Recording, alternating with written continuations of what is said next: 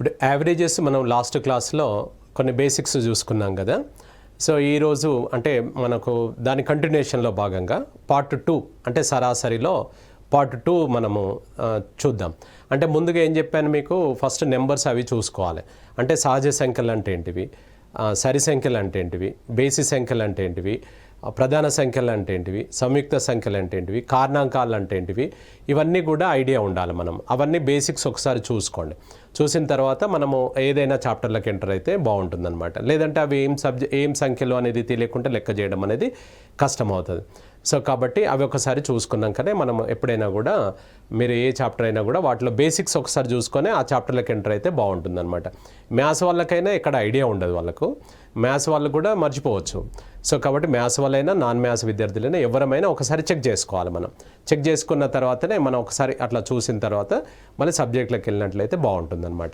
Right, ఇవాళ averages part 2 మనం ఒకసారి డిస్కస్ చేద్దాం. మనం 9 మంది స్నేహితులు కాఫీ త్రాగుట కొరకు ఒక హోటల్కు వెళ్ళారు. కాఫీ తాగిన అనంతరము 8 మంది ఒక్కొక్కరు 30 రూపాయల చొప్పున చెల్లించినారు. మరియు 9వ వ్యక్తి వారి సగటు కాఫీ ఖర్చు కంటే 20 రూపాయలు అదనంగా చెల్లించాను అన్నాడు.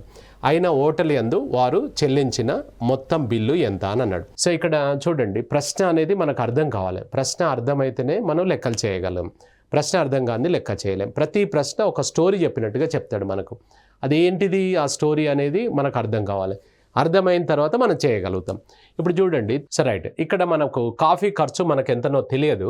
కాఫీ ఖర్చు వచ్చేసి మనకు ఈచ్ కాఫీ అంటే ఒక్కొక్క కాఫీ వేల X రూపాయలు అనుకుందాం మనం. సో మనం మొత్తం చెల్లించాల్సిన బిల్ ఎంతమంది అంటే మనం 9 మంది కాబట్టి టోటల్ వచ్చేసి మనం ఎంత పే చేయాలి అని అంటే, టోటల్ ఎంత పే చేయాలంటే 9 మంది కాబట్టి 9x అంటే 9x అనేది అయితే నువ్వు పే చేయాలి, హోటల్లో పే చేయాల్సిందే. ఎందుకంటే ఒకదానికి ఇప్పుడు 40 రూపాయలకు ఒక కాఫీ అనుకోండి, 9 మంది అంటే 940 పే చేయాలన్నా వద్దా చెప్పండి.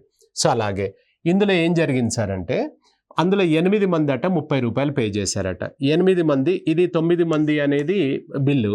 8 మంది ఎంత పే చేశారంటే ఒక్కొక్కరు 30 రూపాయలు పే చేశారు. అంటే 8 మంది 30 రూపాయలు పే చేశారు. 9వ వాడు ఎంత పే చేశాడంటే వీళ్ళకంటే 20 ఎక్కువ కాదు. ఇక్కడ ఒక విద్యార్థులు ఇక్కడ మిస్టేక్ చేసే ఛాన్స్ ఉంటుంది. వీళ్ళకంటే 20 రూపాయలు ఎక్కువ అని 50 రూపాయలు ఈయన పే చేయలే, వాళ్ళ సగటు ఖర్చు కంటే అన్నాడు. కాఫీ సగటు ఖర్చు కంటే 20 రూపాయలు ఎక్కువ పే చేశాడు అన్నాడు. కాఫీ ఎంత అనుకున్నావు, ఎక్స్ రూపాయల కంటే 20 రూపాయలు ఎక్కువ పే చేశాడు అన్నట్టునే. అంతేగాని వీళ్ళకంటే 50 రూపాయలు ఎక్కువ అంటే మరి టోటల్ వచ్చేసి 290, సో 290 రూపీస్ ఉంటుందన్నమాట. అది కాదు ఆన్సర్, అవునా? సో కాబట్టి సగటు ఖర్చు కంటే 20 రూపాయలు ఎక్కువ అన్నాడు, కానీ వాళ్ళకంటే 20 రూపాయలు ఎక్కువ పే చేశాడు అని చెప్పలేదు. మనం సరిగా రిసీవ్ చేసుకోవాలి ప్రశ్నను ఎప్పుడైనా కూడా. రైట్, ఈ టోటల్ ఈక్వల్ అనమాట. ఇది టోటల్ బిల్లే, ఇది కూడా టోటల్ వాళ్ళు పే చేసిన అమౌంట్. ఈ రెండింటిని ఈక్వల్ చేయాలి. అర్థమెటిక్లో ఎప్పుడైనా కూడా ఈక్వల్ చేయడం అనేది రావాలన్నమాట. లెఫ్ట్ సైడ్ రైట్ సైడ్ అంటే LHS RHS మనకి ఈక్వల్ ఉండేలాగా చూసుకోవాలన్నమాట. అంటే ఇక్కడ చూడండి సార్, 8 × 30 అంటే ఎంత, ఇది 240. నెక్స్ట్ 240 ప్లస్ ఇది ఎంత అవుతుంది, x + 20 ఈక్వల్స్ టు ఇదంతా 9x అన్నమాట.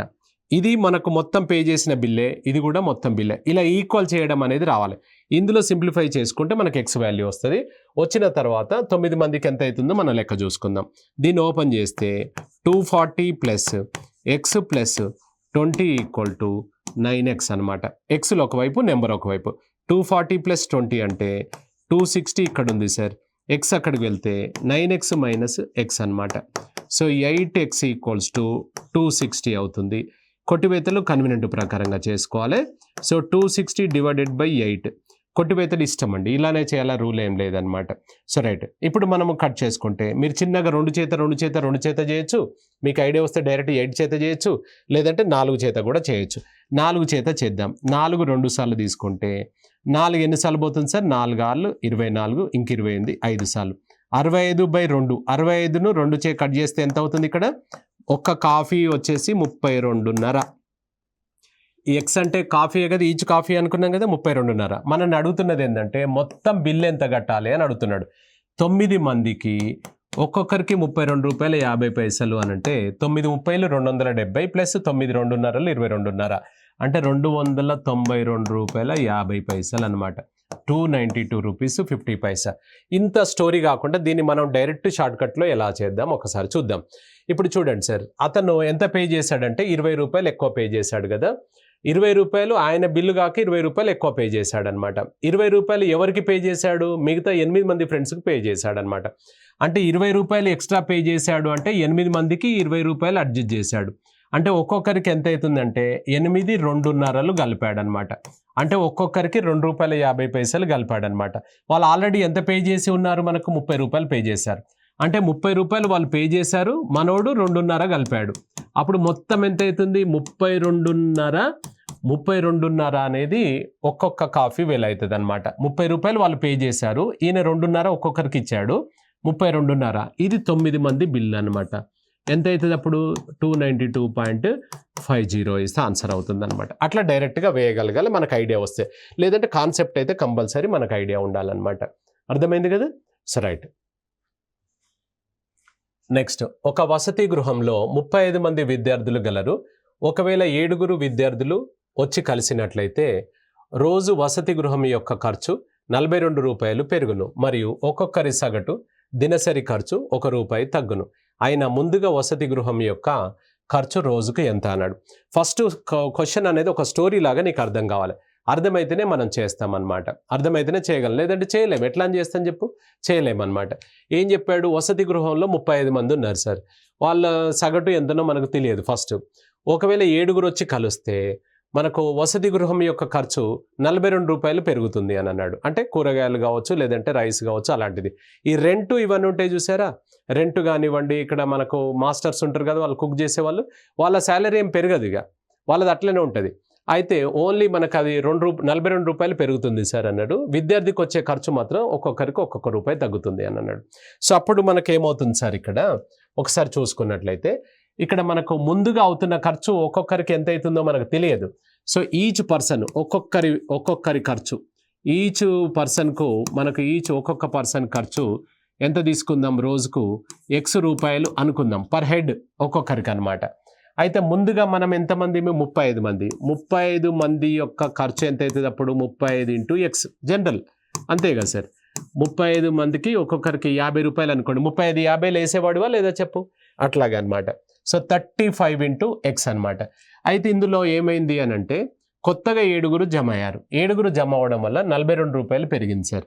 ₹42 పెరిగింది అంటే ఈ 35Xకు ₹42 పెరిగింది, ₹42 పెరిగింది అనమాట.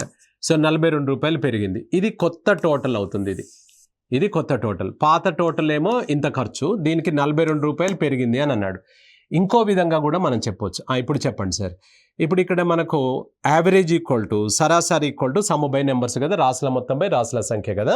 సో ఇప్పుడు ఇది 35X ప్లస్ 42 అనేది కొత్త టోటల్ కదా.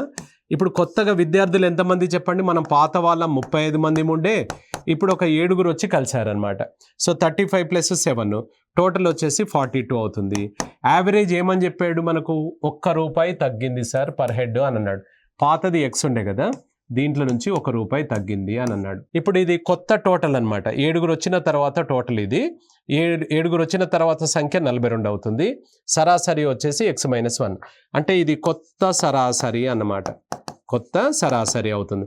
ఇది సింప్లిఫై చేసుకుంటే మనకు X కనుక్కొని మొత్తం ఖర్చు అడిగాడు కాబట్టి మొత్తం చేసుకోవచ్చు. మనం క్రాస్ మల్టిప్లై చేసుకోవాలి. క్రాస్ మల్టిప్లై చేసుకుంటే ఇది 35X + 42 ఈక్వల్ టు ఇదంతా 35 + 7 అంటే 42 కదా.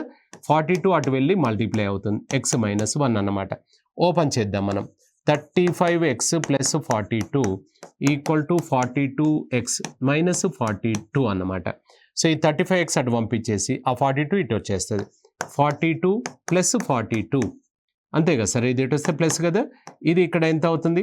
ఇక్కడ మనకు 42X మైనస్ ఇది 35X అటు వెళ్ళిపోతుంది. 35X అంటే 42 ఎంత అవుతుంది సార్? ఇక్కడ 84. కంటిన్యూషన్ ఇక్కడ రాస్తున్నాను. ఇది ఎంత అవుతుంది అంటే 7X అనమాట. 7X అవుతుంది, అంతేనా? ఇప్పుడు ఇది 7 ఇక్కడ మనకు ఒకసారి చూసుకుంటే ఇట్లా కొట్టి వేసుకోవచ్చు. 7 ఎన్నిసార్లు వెళ్తుంది సార్? ఇక్కడ 12 సార్లు వెళ్తుంది, అంతేనా? So right. సో ఇప్పుడు మనకిందులో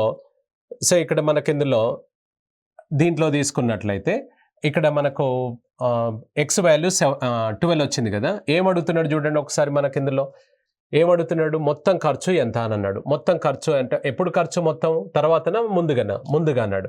ముందుగా అవుతున్న మొత్తం ఖర్చు 35x కదా సార్. సో 35x అనమాట ముందుగా అవుతున్న ఖర్చు. సో 35 ఇంటూ ఎక్స్ వాల్యూ ఎంత వచ్చింది నీకు, సో 12 వచ్చింది. అంటే ఎంత అవుతుందో ఒకసారి చూడండి. ఎంత మనకు టోటల్ వచ్చేసి 420 రూపాయలు. ఆన్సర్ వచ్చేసి డి ఈజ్ ద ఆన్సర్ అనమాట. అంతే కదా. So right. సో మనకు కన్వీనియంట్ ప్రకారంగా మనకు సింప్లిఫికేషన్ అనేది ఇలానే చేసినా కూడా కన్వీనియంట్ ప్రకారంగా మనం చేసుకోవచ్చు. సో రైట్, ఆన్సర్ వచ్చేసి 420 అనమాట. ఏం లేదు, మనం చేసింది ఏం లేదు. ఒక్కొక్క విద్యార్థికి అవుతున్న ఖర్చు ఎక్స్, 35 మందికి అవుతున్న ఖర్చు 35x. కొత్తగా రావడం వల్ల 42 రూపాయలు పెరిగింది. అంటే మన కొత్త బడ్జెట్ వచ్చేసి ఇది అనమాట. ఎందరిది ఇప్పుడు మెంబర్స్ ఎంత అయ్యారు, 35 మంది మనం పాత వాళ్ళం ఉన్నాం, 7 పెరిగారనమాట. అప్పుడు సరాసరి ఏమైంది అన్నాడు, 1 తగ్గింది అన్నాడు. దీన్ని సింప్లిఫై చేసుకుంటూ వచ్చాం. సో ఆన్సర్ వచ్చేసి మొత్తం ముందుగా ఉన్న టోటల్ ఎంత అంటే ఇది, కొత్త టోటల్ ఎంత అన్నాడు అనుకోండి, దీనికి 42 యాడ్ చేయాల్సి వస్తుంది అనమాట. So right. నెక్స్ట్, పి మరియు క్యూల యొక్క సగటు నెల జీతము 5,000 రూపాయలు. క్యూ మరియు ఆర్ల యొక్క సగటు నెల జీతం 6,000 రూపాయలు. ఆర్ మరియు పిల యొక్క సగటు నెల జీతం 7,000 రూపాయలు. అయిన పి యొక్క నెల జీతం ఎంత? ఏం చెప్పాం మనం, ప్రశ్న అనేది మనకు అర్థం కావాలి. అర్థమైతేనే లెక్క చేయగలుగుతాం, లేకపోతే చేయలేమన్నమాట. ఇక్కడ పి క్యూల యొక్క సగటు ఇచ్చాడు, క్యూ మరియు ఆర్ల యొక్క సగటు ఇచ్చాడు, ఆర్ మరియు పిల యొక్క సగటు ఇచ్చాడు. ఇందులో పిని కనుక్కోగలుగుతావా అని అడుగుతున్నాను నిన్ను. రైట్, చూడండి. పి మరియు క్యూల యొక్క సగటు 5,000 అంటే అప్పుడు పి ప్లస్ క్యూ ఇద్దరు కలిస్తే ఎంత అవుతారు సార్? ఇక్కడ 5,000 సగటు అన్నాడు కదా, ఒక్కొక్కరిది 5,000 అన్నట్టు. అంటే ఎంత అవుతుంది సార్? ఇది 10,000 రూపాయలు టోటల్. వీళ్ళిద్దరిది అవుతుందా కాదా? ఇప్పుడు ఇద్దరిది 5,000 అంటే ఇద్దరి మొత్తం 10,000 అవుతుందా లేదా? అవుతుంది. నెక్స్ట్ అలాగే క్యూ ప్లస్ ఆర్ను కనుక తీసుకున్నట్లయితే క్యూ ప్లస్ ఆర్ 6,000 అన్నాడు. వీళ్ళిద్దరి టోటల్ వచ్చేసి 6,000 అన్నప్పుడు ఎంత అవుతుంది సార్? ఇది 12,000 అవుతుంది అనమాట. So next r plus p సరాసరి ఎంత చెప్పాడు సార్? ఆర్ ప్లస్ పి వచ్చేసి 7,000 చెప్పాడు. సో 7,000 అంటే వీళ్ళ టోటల్ వచ్చేసి ఎంత అవుతుంది సార్? 14,000 అవుతుంది అనమాట. వీళ్ళ టోటల్. ఇప్పుడు ఇక్కడ చూడండి, పీక్యూ ఉన్నారు, ఇక్కడ క్యూఆర్ ఉన్నారు, ఇక్కడ ఆర్పి అన్నారు. ఇద్దరు మొత్తం 6 అనమాట. 6 ఏబిసిడి లాగా అంటే పీక్యూఆర్ఎస్టీయూలా కావు కదా, వాళ్ళే డబుల్ వస్తున్నారు. అంటే ఇందులో ఎవరెవరు ఉన్నారు? 2 పీలు ఉన్నారు, 2 క్యూలు ఉన్నారు, 2 ఆర్లు ఉన్నారు అనమాట.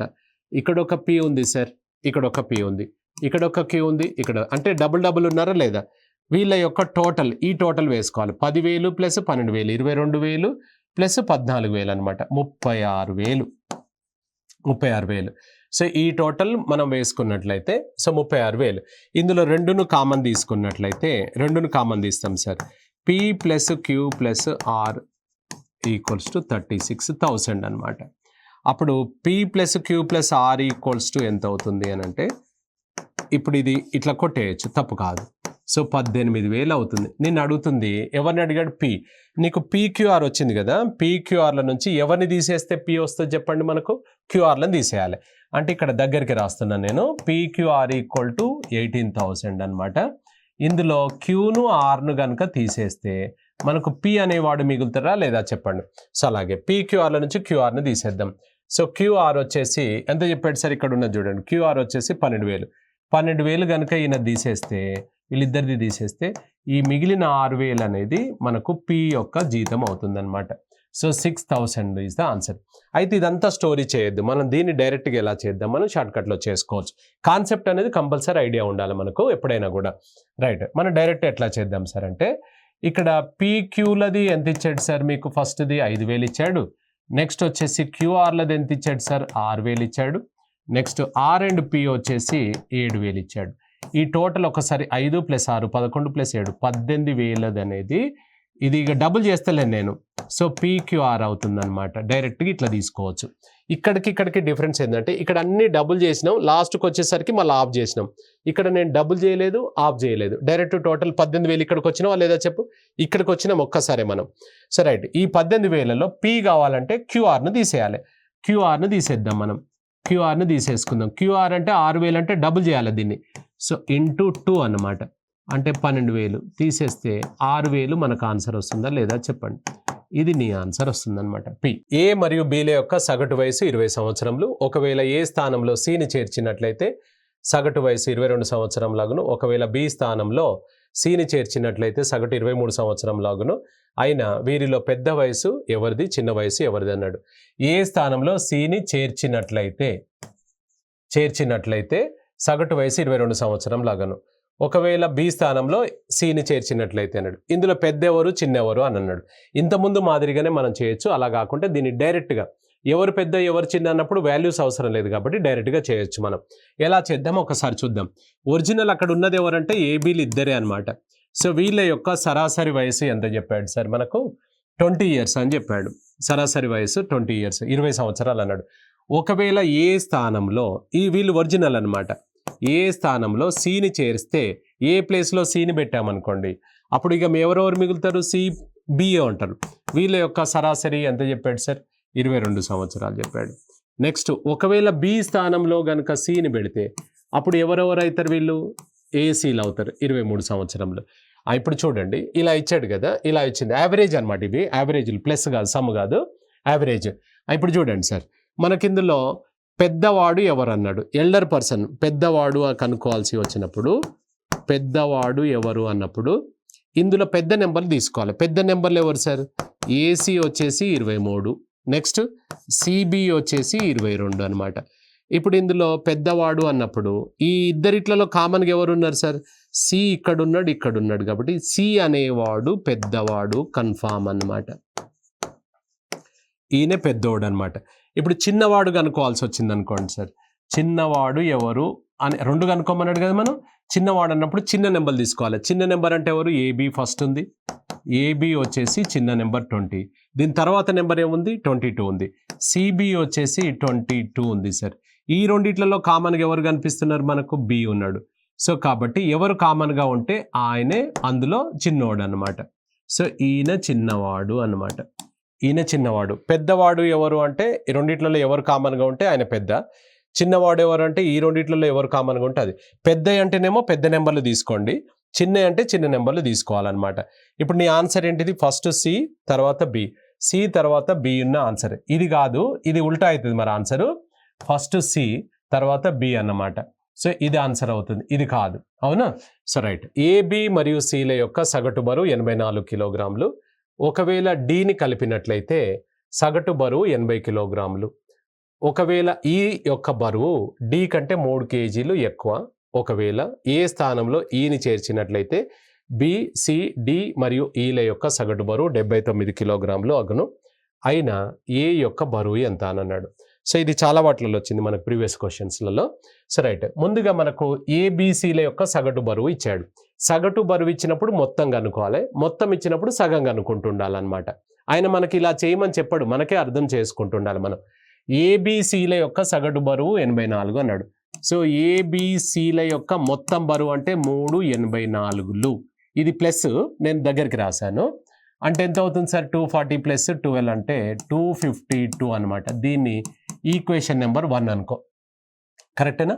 నెక్స్ట్ ఒకవేళ డిని కలిపినట్లయితే అన్నాడు. ఒకవేళ డి కలిసినట్లయితే అన్నాడు. వీళ్ళతో పాటు డి కలిసాడు సార్. డి కలిస్తే ఏమన్నారు? ఏబిసిడి అవుతుంది కదా. అప్పుడు మనకు సగటు వయసు ఎంత చెప్పాడు? 40 అవుతుంది. మెంబర్స్ ఎంతమంది అయ్యారు చెప్పండి? ఇక్కడ 4. సో 4 యొక్క సగటు వయసు 80. అంటే 4 80లు 320. ఇది ఈక్వేషన్ నెంబర్ 2 తీసుకుందాం. ఇప్పుడు ఇక్కడ చూడండి సార్, ఈ 4 నుంచి 3 ఎలిమినేట్ చేసాం, తీసేసాం. డాష్ మీద 4 నిలబెట్టి 3 తీసేస్తే ఒక పర్సన్ వస్తాడా రాదా చెప్పండి. సో అలా ఎవరిని తీసేస్తున్నాం మనము? ఏబిసిని కనుక తీసేస్తే అప్పుడు డి మిగులుతాడా లేదా చెప్పండి. అంటే 320 నుంచి 252 తీసేయాలన్నమాట. అంటే 48 ప్లస్ 20 68 మిగులుతుంది. సో ఈ 68 అనేది ఎవరు అంటే లాస్ట్కి వచ్చిన పర్సన్. మనం ఇంతకుముందు ఒక టీచర్ లాస్ట్ సెషన్లో చెప్పుకున్నాం మనం. టీచర్ రాకముందుకు టీచర్ వచ్చిన తర్వాత లాగా, డి రాకముందుకు డి వచ్చినాక డితో పాటు పెరుగుతున్న నెంబర్ 68 అనమాట. అయితే ఇంకొక క్లూ ఏమి ఇచ్చాడంటే ఈని చేర్చినట్లయితే ఈ అనేవాడు డి కంటే 3 kgs ఎక్కువ అట. ఈ అనేవాడు డి కంటే 3 kgs ఎక్కువ. అంటే ఈ అనేవాడు 71 అన్నట్టేనా కాదా చెప్పండి? 71 అవుతుంది అనమాట. నెక్స్ట్ సో మనకిందులో ఏ స్థానంలో ఈని చేర్చినట్లయితే అని అన్నాడు. ఏ స్థానంలో ఈని చేరిస్తే ఎవరుంటారు? ఏ స్థానంలో ఈని చేరిస్తే BCDEల యొక్క సగటు ఎంత చెప్పాడు? 79 కేజీలు అన్నాడు. వీళ్ళు ఎంతమంది? నలుగురు యొక్క సగటు 79 కేజీలు. 4 79లు అనమాట.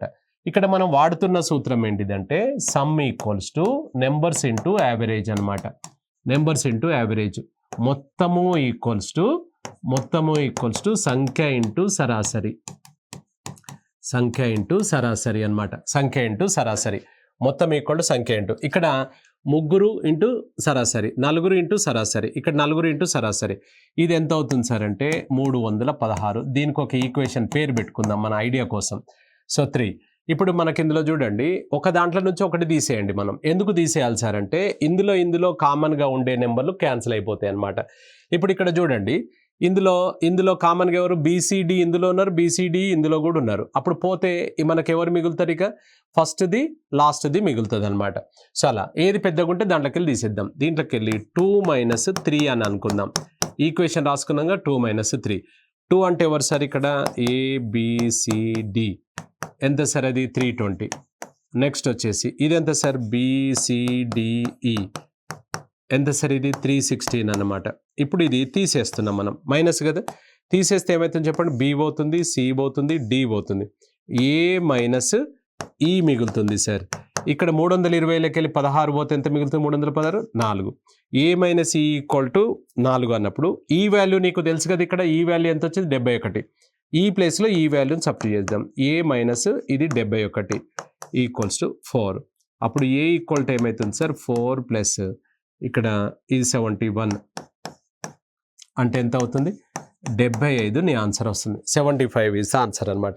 75 ఆన్సర్ వస్తుంది.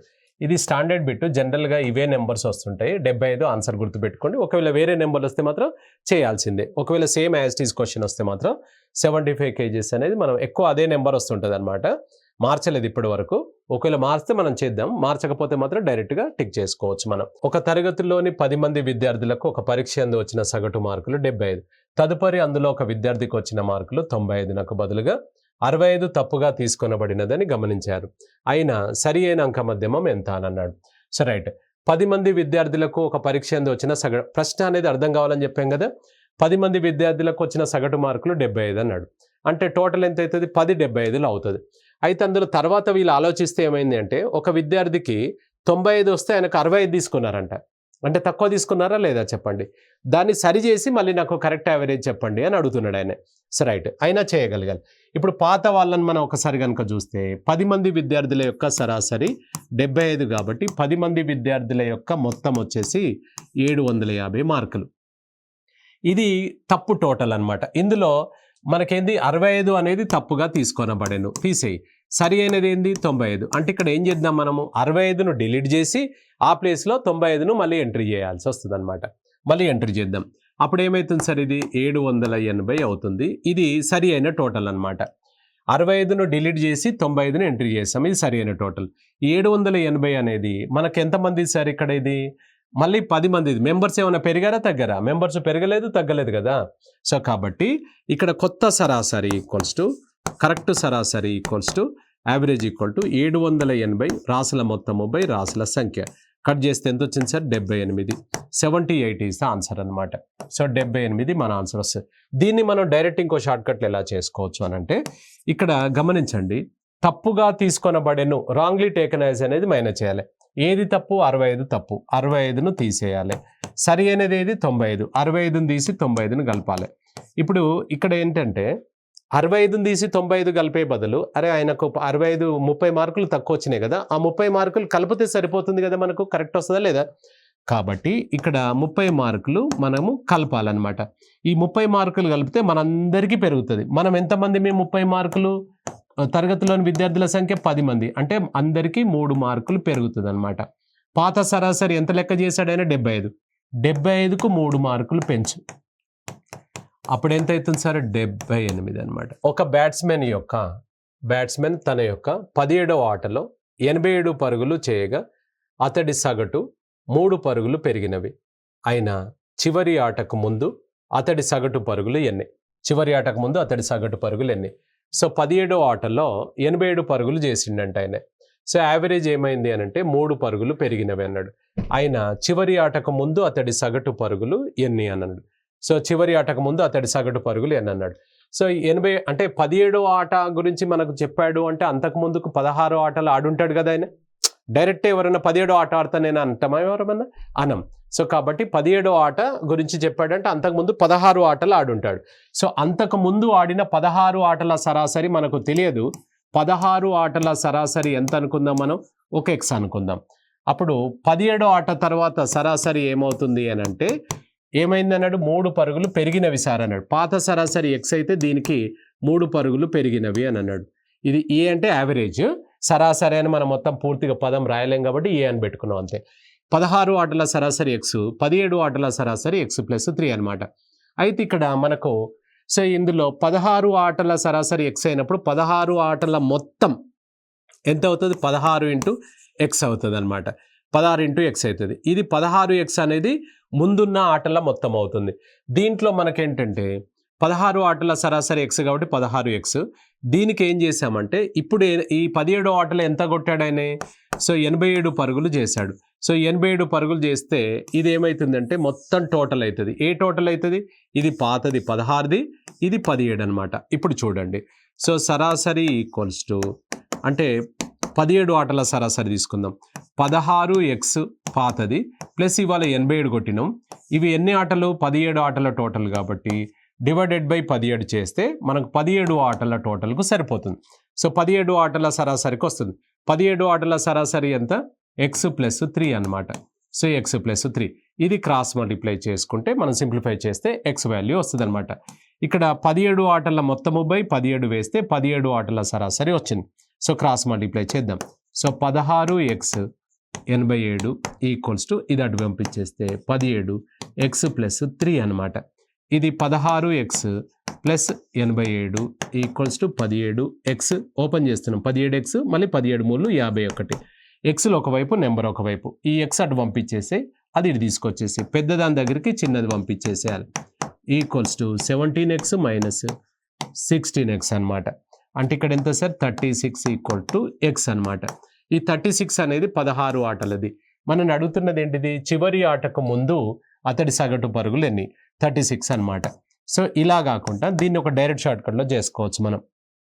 ఇప్పుడు మనం 16 ఆటల సరాసరి కనుక్కోవాలి అనుకోండి, ఈ 87 17 ఆటల సరాసరి కనుకోండి 87 మైనస్ 16 కనుక్కోమన్నప్పుడు 17 చేత మల్టిప్లై చేయాలి, 17 కనుక్కోమన్నప్పుడు 16 చేత మల్టిప్లై చేయాలి. సగటు పెరిగితే పెరిగింది తీసుకో, తగ్గితే మైనస్, ప్లస్ తీసుకో, తగ్గితే మైనస్ తీసుకో.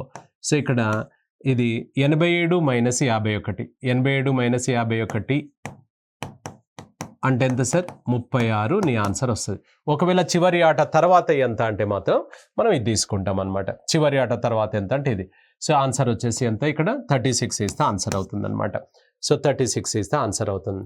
సో రైట్, దీంట్లో మనకేంటంటే దీంట్లో మనకు ఏదైనా కూడా మనకు లాస్ట్ ఏ ఆట గురించి చెప్పాడో ఆ ఆట వస్తుంది, దానికి ముందుదే వస్తుంది అనమాట. అంటే 17 ఆట గురించి చెప్పాడంటే 17 ఆట వస్తుంది, దానికి ముందుది వస్తుంది, కానీ ఇక తర్వాతది కానీ క్రితంది కానీ మధ్యలో ఏ నెంబర్ కూడా రాదనమాట. ఇప్పుడు 87 మైనస్ 48 ఎంత అవుతుంది సార్, 39 అనమాట. చివరి ఆట తర్వాత సరాసరి ఎంత అంటే ఇది చెప్పేవాళ్ళం మనం, కానీ ఇప్పుడు మాత్రం ఇదే answer. So 36 is the answer అనమాట. ఇది మనము యావరేజెస్లో ఇంపార్టెంట్ పాయింట్స్ అన్ని కవర్ చేయడం జరిగింది అనమాట.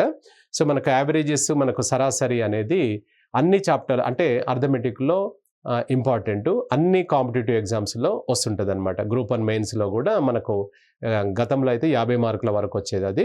సో ఇప్పుడు తగ్గించాడు కాబట్టి తక్కువ మార్కులు వస్తుంది. అలా అని కాకుండా మీరు గ్రూప్స్లో అన్ని కాంపిటేటివ్ ఎగ్జామ్స్కి వస్తుంది. మీరు ఏ కాంపిటేటివ్ ఎగ్జామ్లో తీసుకున్నా కూడా యావరేజెస్ అనేది ఇంపార్టెంట్ అనమాట. యావరేజెస్ అనేది ఇంపార్టెంట్, రైట్. మ్యాక్సిమం మనకు మెయిన్ మోడల్స్ అన్నీ కూడా మనకు మ్యాక్సిమం కవర్ చేయడం జరిగిందనమాట. So right, thank you.